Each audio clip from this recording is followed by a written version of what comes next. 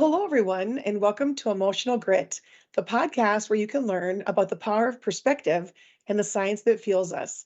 I'm your host, Jennifer Fernjack, and I'm incredibly grateful and honored to have John Kriesel here as the guest today. And I want to make sure that I can actually read his bio that I have here off of his website because it all has incredible meaning. So, John Kriesel may have lost his legs and three of his close buddies in Iraq, but he came home with a powerful message of hope and living testimony to the value of positive attitude to overcome any challenge. John served as a NATO peacekeeper in Kosovo in 2004 before volunteering to deploy to Iraq. On December 2nd, 2006, his team struck an improvised explosive device, or an IED, and he was not expected to survive. He died 3 times in the operating room, but 35 surgeries, and 9 months later, he walked out of Walter Reed Army Medical Center.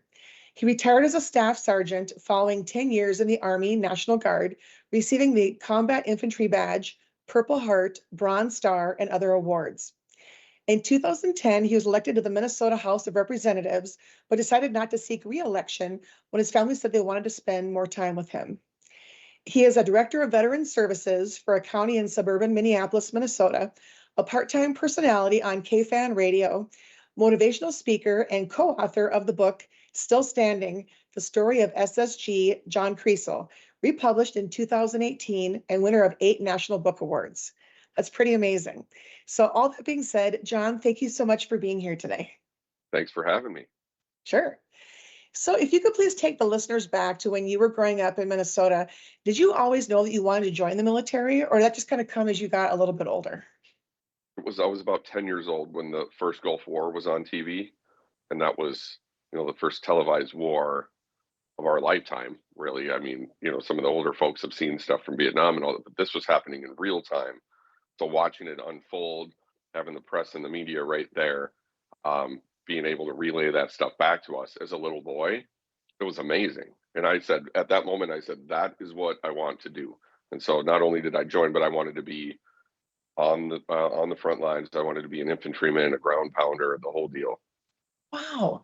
So given the fact that the theme of the podcast is emotional grit and kind of like figuring out the how, do you think it's more of a nature or nurture kind of a thing? Like as far as you being so tenacious, so wanting to be out there and help and face fear like that, do you think that was a reflection of how you were raised or more kind of what you were born with, or both? Maybe both. I mean, my parents were they were very loving and very caring, but it wasn't like it wasn't a coddled upbringing by any means. And their upbringings were very difficult. My father, dirt floor, no running water, lived in a capped off basement, and so sort of tried to give my sister and I the life that they never had. And so, but always was, if something happened, it wasn't, oh, you poor baby. It was suck it up, drive on, toughen up.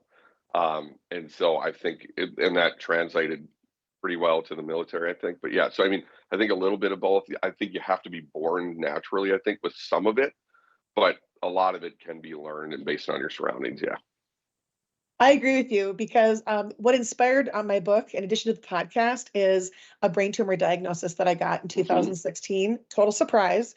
And had the surgery and radiation treatments. And there are a lot of times where I could have been either kind of like sucked in by the fear of the unknown or try to like persevere and move forward. And so obviously you have that same mindset to the nth degree beyond mine, which is pretty amazing. So I just appreciate that. But when you were with NATO, were there things that you saw or that you experienced where you could tell that you were indeed making a difference and doing what it was that you had wanted to do?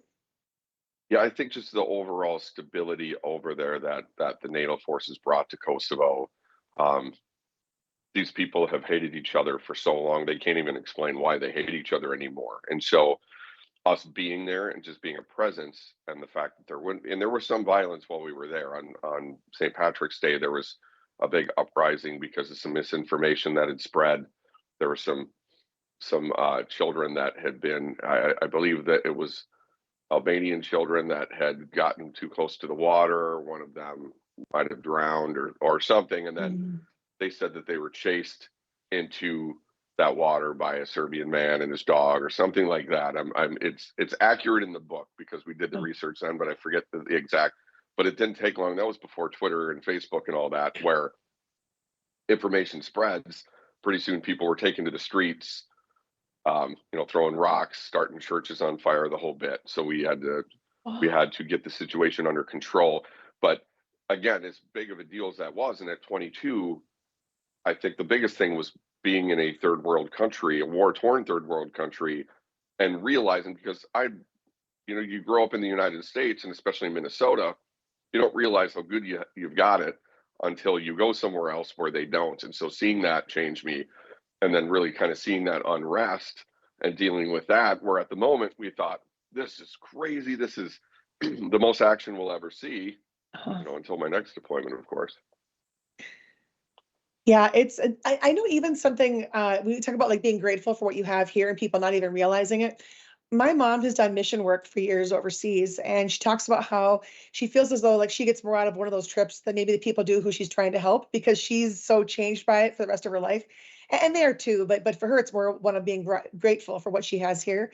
And sometimes she'll talk about how even something as simple as going into a ladies' room, like at the airport or at a restaurant, she'll notice that whoever put the paper towels in the dispenser put way too many in there. So when you want to Mhm. take out one, you get like a dozen of them or whatever. So Yeah, it's totally wasteful. And she's thinking, man, if we were in a foreign country, you'd be grateful for a single paper towel. yeah, No one needs like 12 of them or whatever. And so it just makes you so grateful for the things that you have, yeah. and for you And the being able to little help things. others. Pretty cool stuff. So, and how many years were you there before going to Iraq? So Kosovo was a 6 month deployment there, but 6 months of train up in the United States. So when you're a National Guard or Reserve, you always have a train up before. And back then it was always 6 months. Now they've gotten wise and realized that there is such thing as being overtrained and wasting too much time back here, just the monotony of it. And so 6 months at Fort Stewart, 5 months at Fort Stewart, 1 month in Germany, and then Kosovo for a little over 6 months. And so were you then in your 20s, or what age range Yes, was this? I was 22 when we got to Kosovo. I was 23 shortly after when we got back. And so when I got back, I was going to get out of the military. Sort of I sort of had my fill with it, but I deep down loved it and wanted to do it since I was a kid.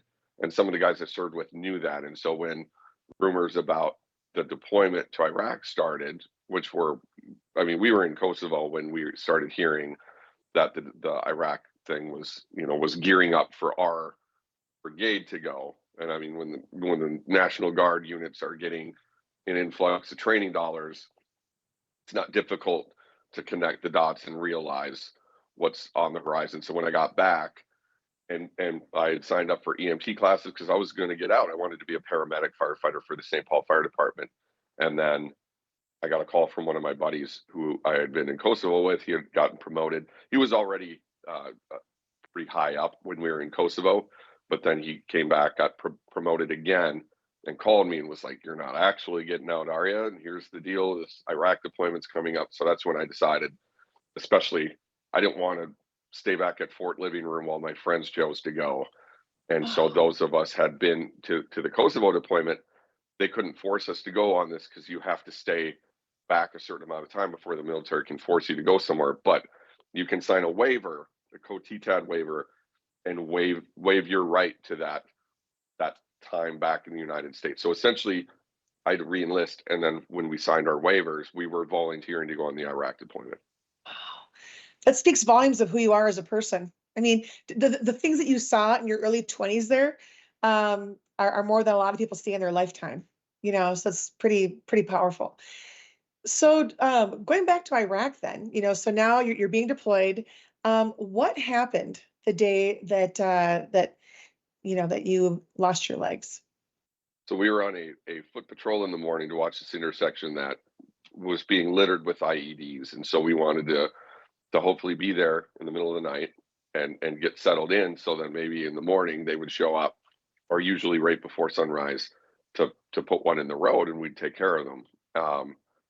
They didn't show up that day, and so we still had to stay in the spot because you never know, but most likely not.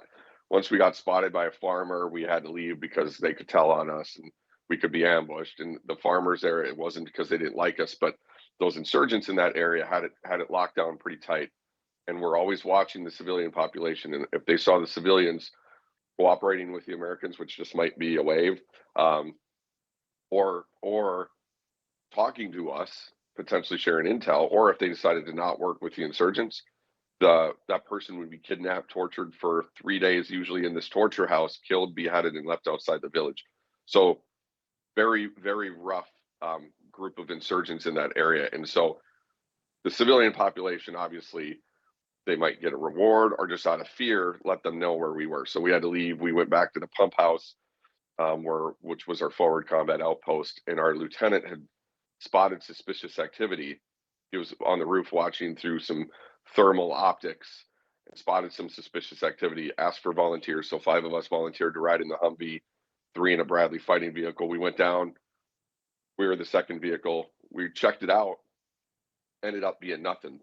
So as we're loading back up to head back to Pump House Flanders, we were notified that one of the remote control drones, not like the awesome ones we have nowadays, but these janky, almost like a remote control airplane you could get at Yes. Radio Shack.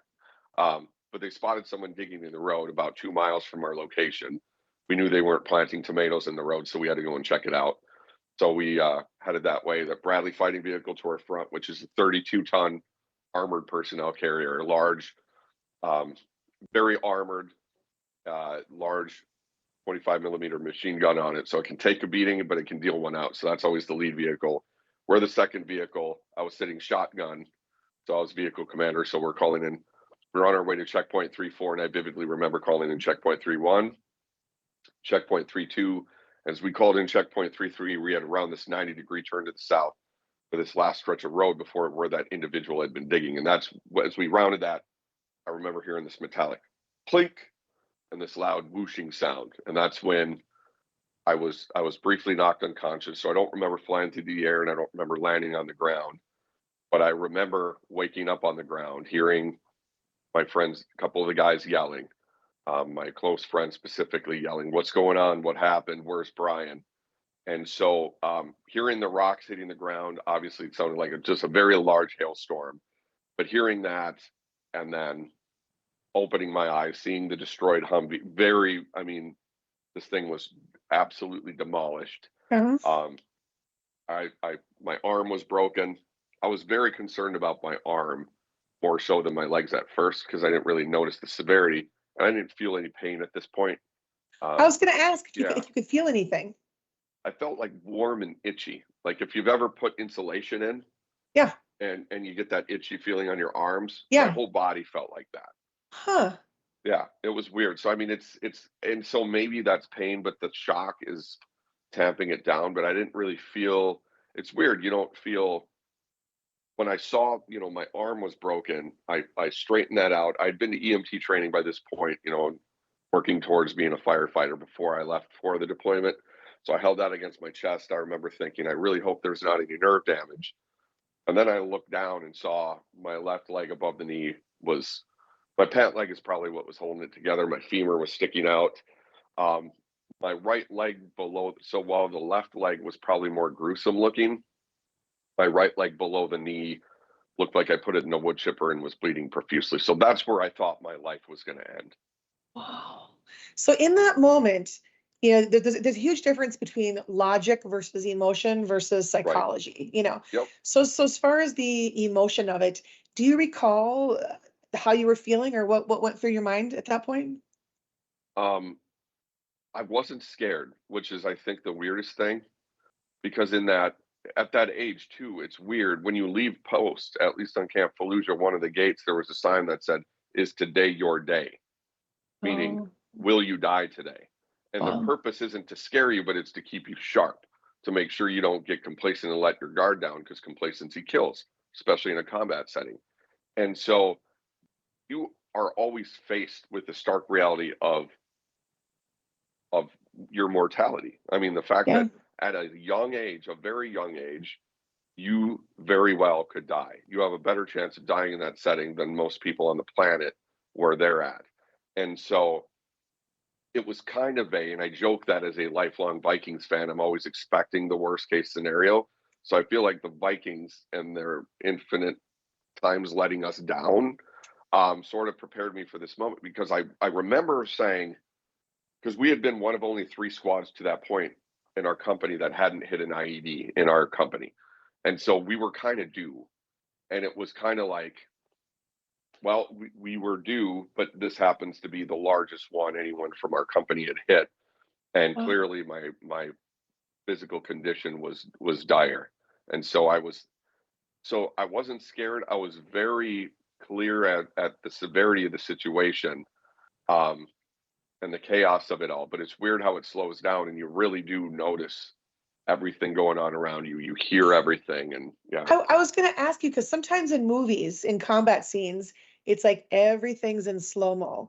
And Yep. even people talking are talking like this, or it sounds like they're talking through a tunnel. Did you experience that as far as like everything was in slow-mo and people talking or like it sounds like they're far away even if they're close? Sort of. And I mean, my hearing was in tough shape at that moment because it was a 200-pound bomb. It was 200 pounds of explosives packed into propane tanks that blew up directly underneath our vehicle. And so just a massive, massive bomb. That really was meant more for the Bradley fighting vehicles because that machine was really turning the tide of the fight in our area of operations, and so they really wanted to target those things.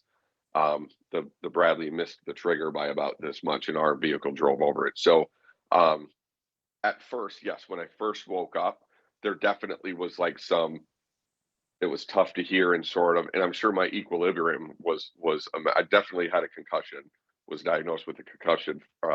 So but then I kind of got steadied, I would say, as I laid there and everything seemed pretty it was slowed down, but not in the sense of like, hurry up, when are they going to get here? Because our buddies in the vehicle ahead of us came rushing back to perform Oh, first aid.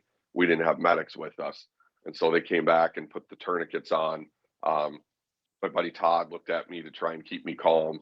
The first guy, Adam, came up to me and he goes, "Your legs are really bad." And I was like, "You don't say." I had yeah, bones sticking out of my legs. I was like, "I got it, Adam, but thank you." But he was trying to keep me calm, tell yeah. me to be honest, but also keep me calm. Whereas my buddy Todd he looked at me and he goes, "You look great. Everything's going to be awesome. You're going to be home." It was the fakest smile I'd seen until I got into politics. Um, he kept just because he was working on the tourniquet on my above the knee side and it kept sliding off. So he was trying to keep me calm, but I think also keep himself calm in that I situation. I can see that for sure because if you can try to harness those stress hormones and Yeah, keep someone's mind in check and the psychology of it, that can affect you physically. And yeah.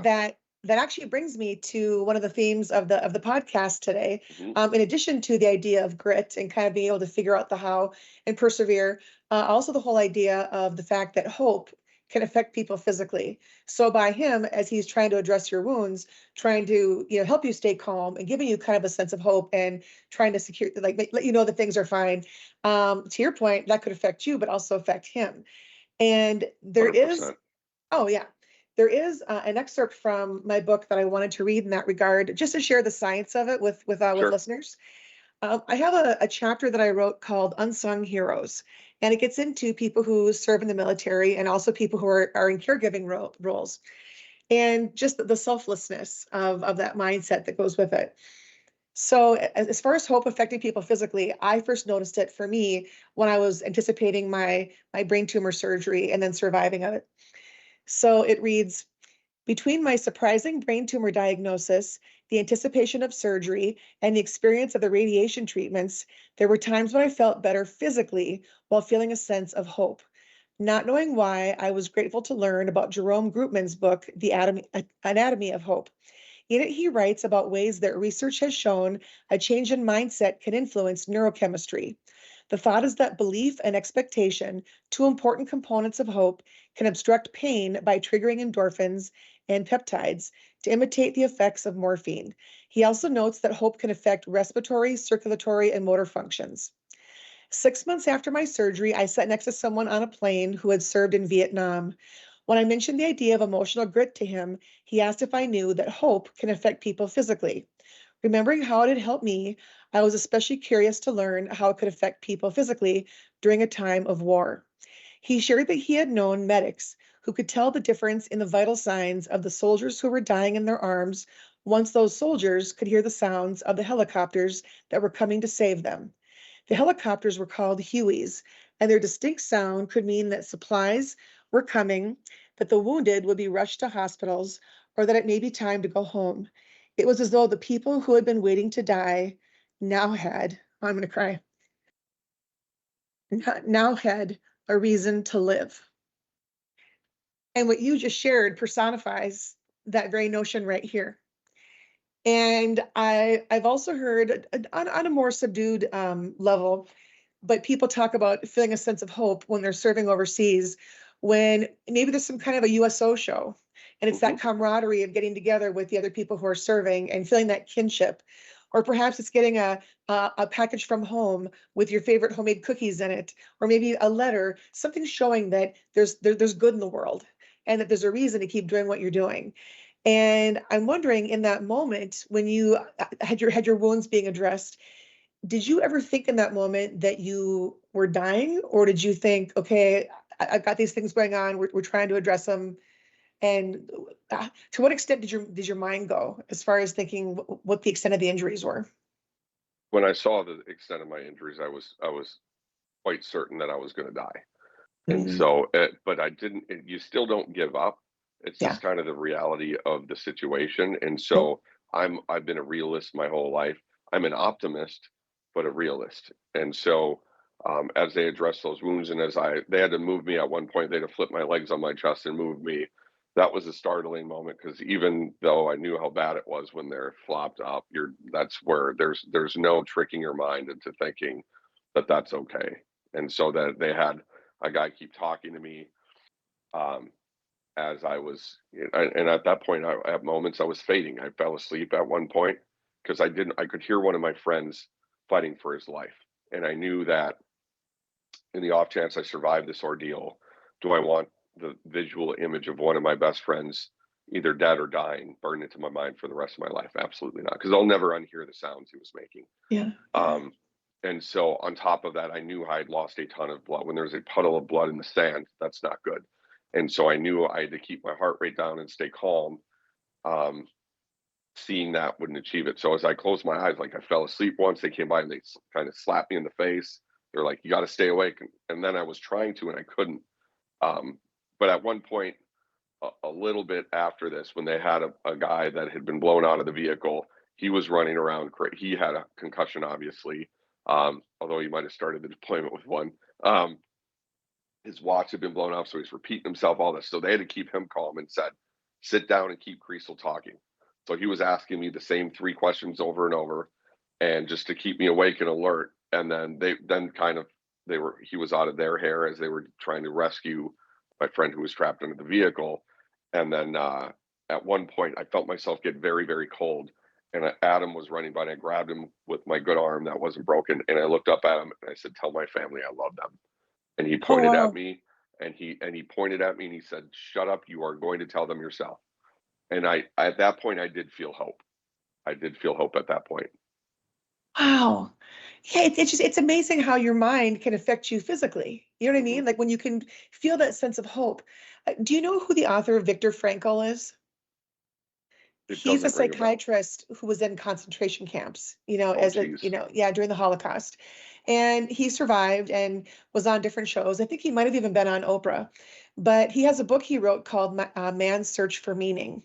And he talked about the psychology and the emotion of being in the camps, not just the physicality of it, but as a psychiatrist, the psychology and emotion. And he talked about how people would ask him, of the people who passed away in the camps but could have survived, what do you think the difference is? And part of what he attributes it to is having a sense of hope Hmm. and just that mindset. And he also, the whole idea of meaning. If you can find meaning or purpose in something, it can validate different things and make you want to continue, and to persevere as well. But pretty amazing. That is. S- So, because of the fact that you were pronounced dead 3 times, was that all in the operating room, or where did that Yeah. take place?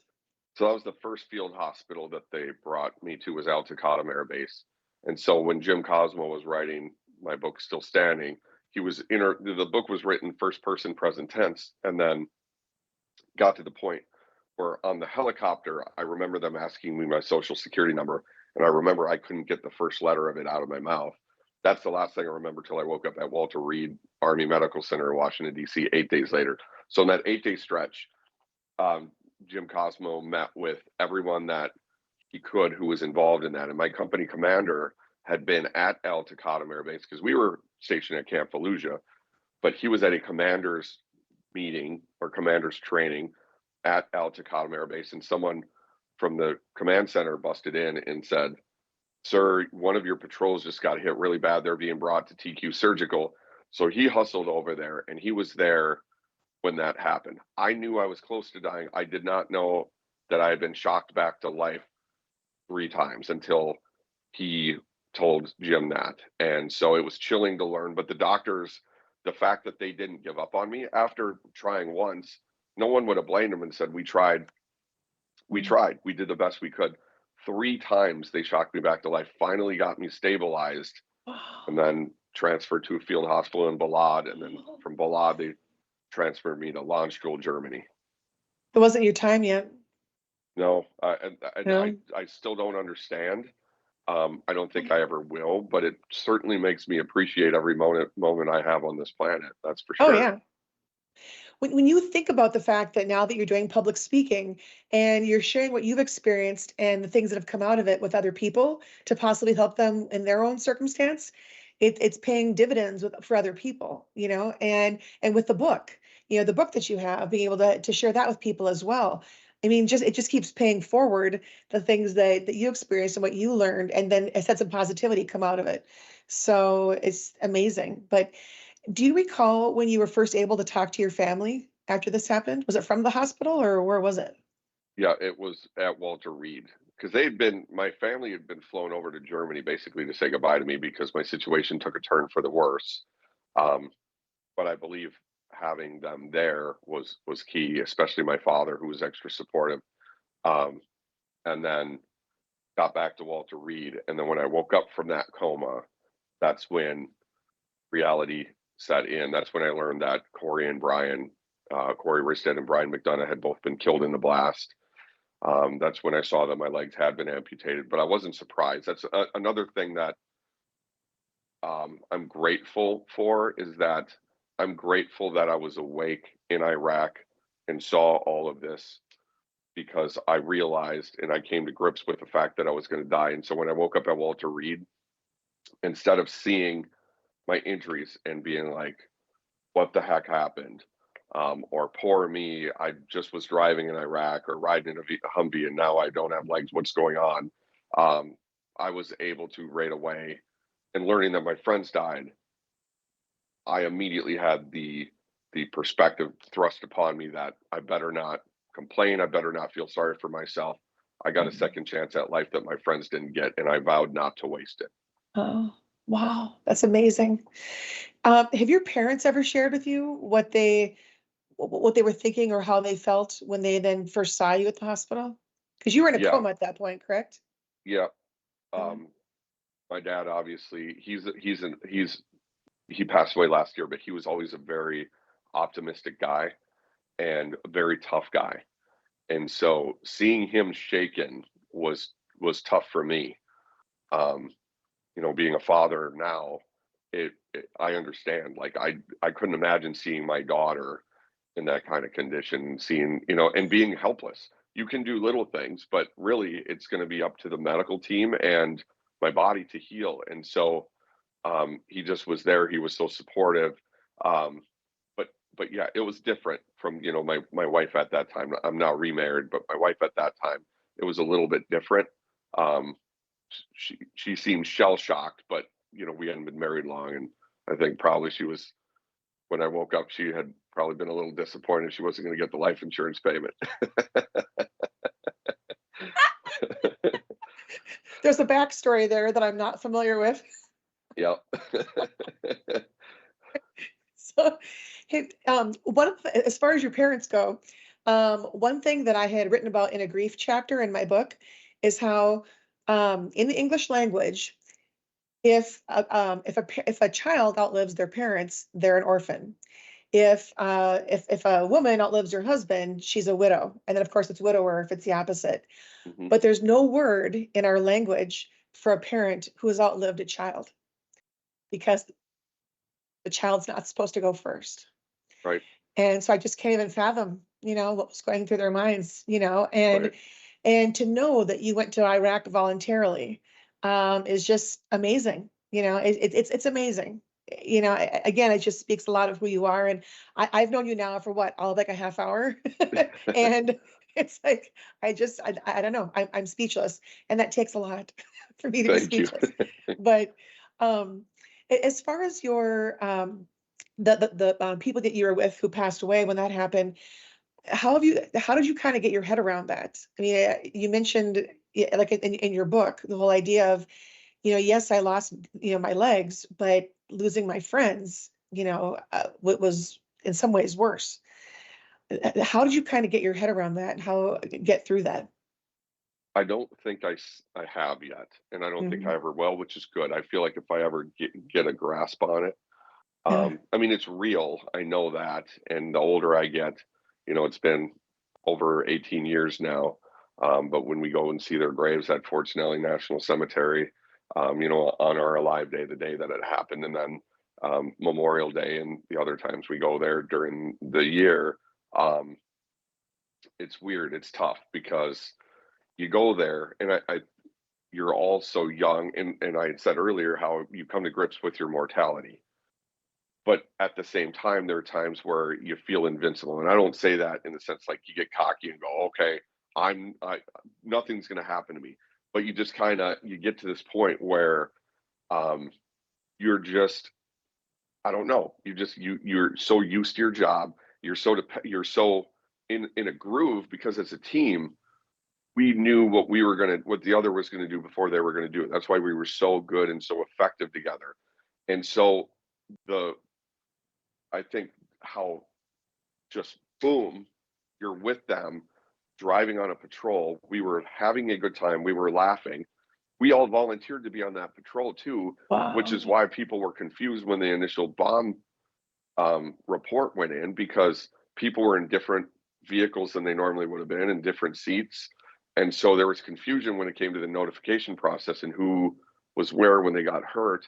Um, that I'll never forget that last patrol. We're driving and then just boom, I had that 11 to 18 minutes between bomb blast and helicopter arriving and then woke up at Walter Reed. And then reality just absolutely sets in that they're not coming home. My other And rest of my guys are still over there in yeah. harm's way. They have to go back to work because the show must go on. Um, and so it was kind of the absolute just boom of it that I think was the toughest. Yeah. But now we're talking, and as Tim, my buddy Tim Nelson, who's in the seat behind me, he's my best buddy. He was best man in my wedding. He's my daughter's godfather. He's you go through something like this, it's a blessing to have someone who went through it with you, that you understand one another, and he lives close by. We work together Monday through Friday.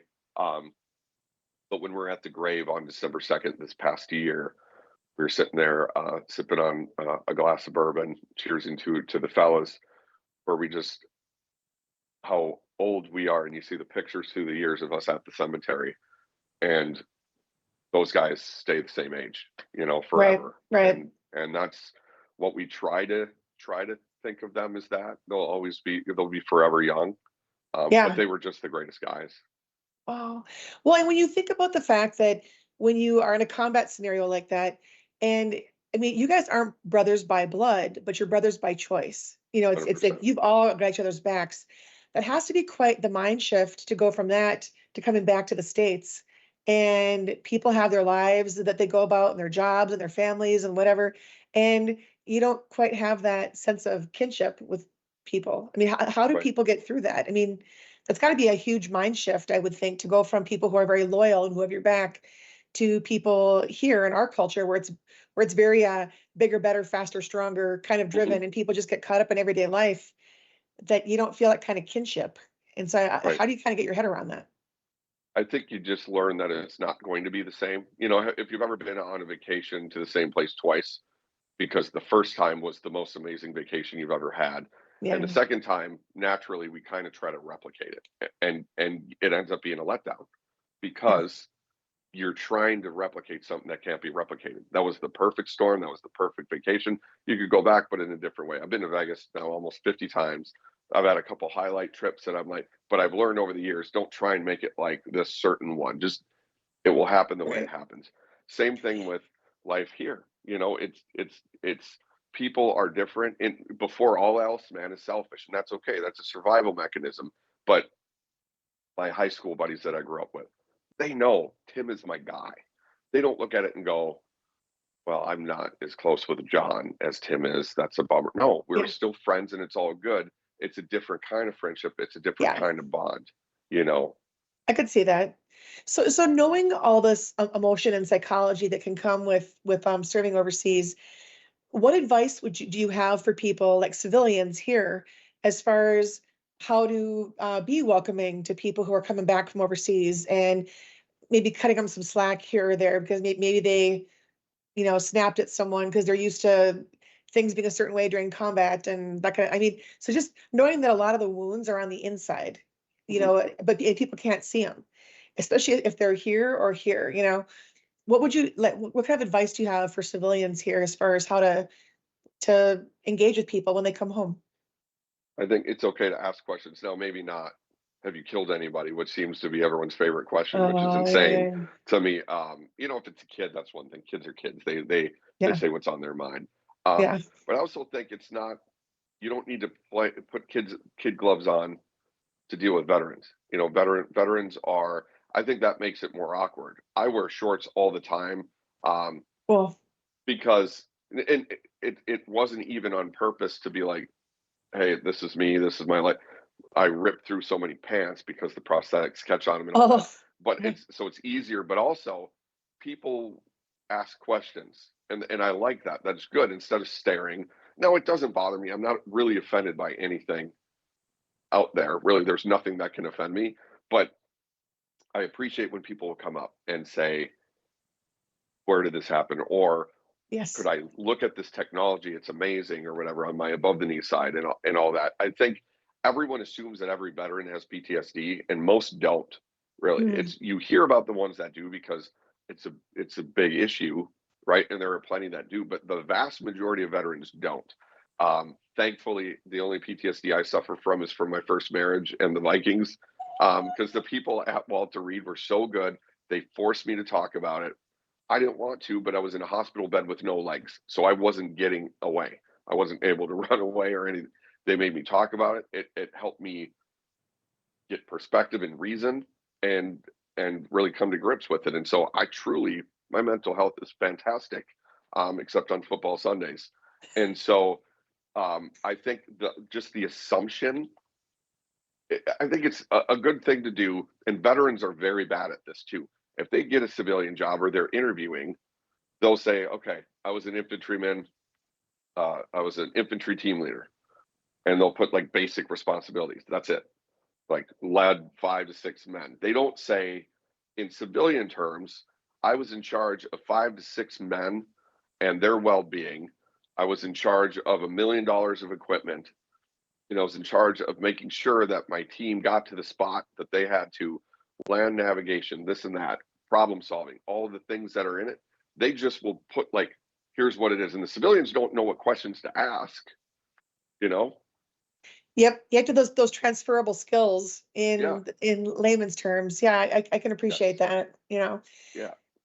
So on a lighter note, fast forwarding to today and the fact that, you've served in office here. You're on KFAN, you're a radio personality, you do public speaking, all that kind of stuff. So did a lot of this stuff stem from your book as far as wanting to get out and make a difference, or what was first, when you got home? Um, so yeah, when I got home, I didn't start writing the book till 2008. I was at I had never really been a speaker before. Um, but I was at a fundraiser thing when I was back on leave from the hospital, so I was heavily medicated and was like, I'll get on stage and say a couple words. So really that kind of eliminated butterflies or whatever. When I got back from the hospital, it was a bit different because I wasn't on medication and all that. But um, what I wanted to do is, so I spoke at this Boy Scout fundraiser, and a gentleman who had put that fundraiser on followed me out to the vehicle, and he was kind of creeping on me. So I'm like, oh God, am I gonna have to fight this guy? He's much older, and I'm like, because he seemed so awkward, like almost sneaking up on me. And I was like, and again, no PTSD at that point even, and I was just like, can I help you, sir? And he said, your story is amazing. I think it should be a book, and I want to write it. And that started the friendship with Jim Cosmo. Wow. So we met for breakfast. He Wow. he had never written a book. He had been a newspaper editor, so his wife was like, "You're nuts." Um, and so the purpose was, because everyone has a story, right? But why? What is the purpose of telling the story? Is it just to tell it? Am I just writing a book so future generations of Kriesels remember, great great great grandpa? Or do I want it to impact lives? And that's what we talked about is, can I teach people who read the book the lessons I learned without them having to go through what I did? And if I Yeah. can do that, that's a powerful thing. What you're doing with your book, the adversity you faced, that's the thing, is you're not just telling the story to tell the story, you're trying to help people. And that's so then in that sense, in starting to promote the book, I realized that people were interested in hearing from me. So I talk a little bit and I use humor through everything. That's how I got through what I did. And there's nothing that breaks up an awkward situation like humor. At Walter Reed, there's times that things were so bad, all I could do was just laugh. And they were like, "Are you okay? Are you losing your mind?" And I'm like, "No, this is just No, all I can do at this point." okay, you know So what? that's, yeah, Laughter played a huge role in my experience as well. So I have a I whole can tell chapter too. of laughter in my book and how it can affect you physically by influencing like dopamine and serotonin Yeah. levels. And, so one story that I shared is how some colleagues of mine had said they wanted to come over to visit me while I was healing from surgery. Now, keep in mind that I had my head cut open, Mhm. so my head is partially shaved right here. I've got stitches from here down to here, and part of my skull had been taken off and put back on, and this eye was swollen shut. And initially, I was kind of embarrassed. I thought, well, if people come over, they're colleagues of mine. Usually, I'm pretty buttoned up. Now, today, not looking my best, whatever. And I thought, you know what? I thought I want to own my story. I don't want it to own me.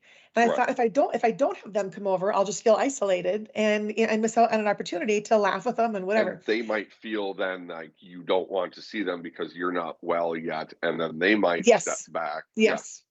So what I did was, all these guys are at my condo door, and I opened up the door, and they all initially looked kind of like surprised, but wanted to be polite, because Yeah. they're looking at me with my eye like this and my head shit, and they're all like, what do we do? This is socially awkward. So I pointed to my eye that was swollen, and I said, if you think this is bad, you should see the other guy. Yeah. And it was Yeah. kind of like I used humor, I owned the situation, it didn't own me, and we moved on. And And it they needed reminded the humor too. Absolutely. And absolutely. And so the reason why I even thought about having that presence of mind in the first place is because when I was in elementary school, I needed glasses. And I had said to my dad, I'm like, I don't want to go to school. The kids are going to laugh at me for wearing glasses. And my dad goes, well, then just laugh with them. He goes, and then you're going to diffuse whatever the power they think they have, and they're going to move on and do something else. And then that's exactly what happened. So in fact, here I am in my 40s thinking back to that as like an 8-year-old or whatever, but it was true, and laughter can make a 100%. big difference. It did. And that truly, that I saw the impact on the audience. And I was like, I have something here. This is something that Yes. can Yes. help them. And by doing this, because of course I could go up there and tell my horrific story and all that stuff, Yeah. and they might go, wow, that's insane, I'm impacted. But doing it in the way I do, and I think the biggest compliment I get is when people afterwards will come up and kind of make jokes about my legs or something, because it shows Yes. they're comfortable. They're connecting with you. They're comfortable. Yeah. It's exactly. And yeah, it's amazing. But as far as emotional grit goes, one of the themes of my book is that being brave doesn't have to be the absence of fear. It could be feeling afraid and being able to persevere anyway. For sure. And I just wonder, when you were overseas, were there ever times when either had moments of doubt or you were afraid of your surroundings because maybe you thought the enemy was around the corner or things like that. And if your mind did go that direction, how did you kind of talk yourself off the ledge, so to speak, when you were having those moments of fear? I think in a combat setting, a lot of times the fear kind of comes afterwards because you're trained to do Oh, something and not think. mm, yeah. There's two types of people, the quick and the dead. And Um, as they say in the military, what are you? The quick. What are they? The dead. So it's just they drill that in you, and so you don't think, you do. Now there's situations that and as a leader, or Tim being above me, where he's got to direct us. Yeah, there's a little bit of that. Yeah, there are times you're afraid, but usually it's after, as you're reflecting and going, that was close. During it, you have to still continue on. You can't yeah, just quit, curl up, go in the turtle shell. And so you do right. it. It's when you're sitting back at back on base or at the forward combat outpost, sitting there going, holy smokes, that could have been bad. Right. So yeah, you do Right. have a handful of those, and you learn through those. Just like, you don't learn during the crisis. You got to survive the crisis, then you can learn. And so same thing Oh, yeah. in the military. Yeah, and fear teaches you as well. Yeah.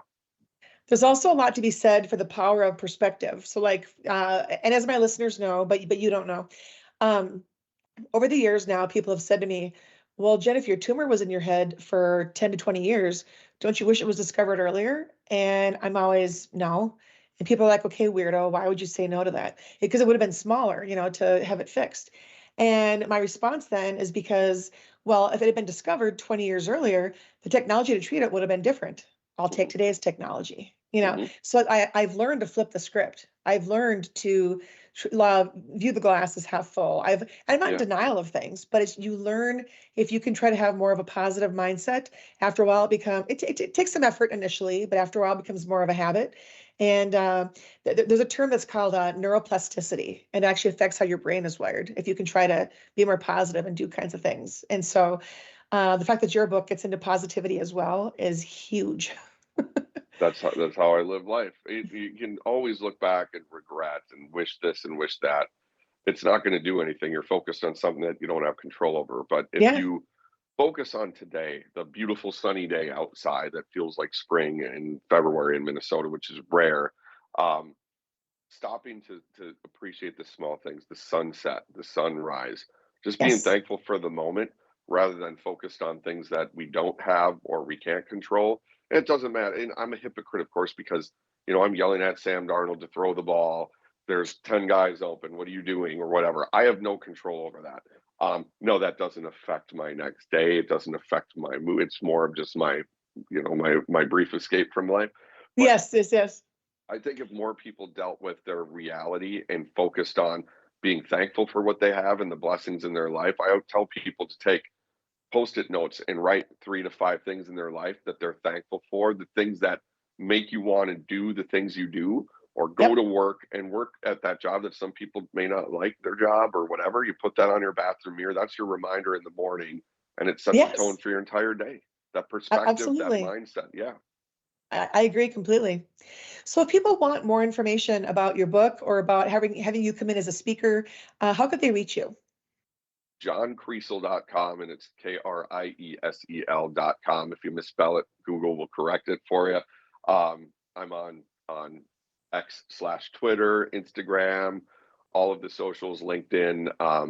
But yeah, look me up. I love doing it. I do 40 to 50 of them a year, so it's Wow. it's a it's a fun, between that and my full-time job and my book.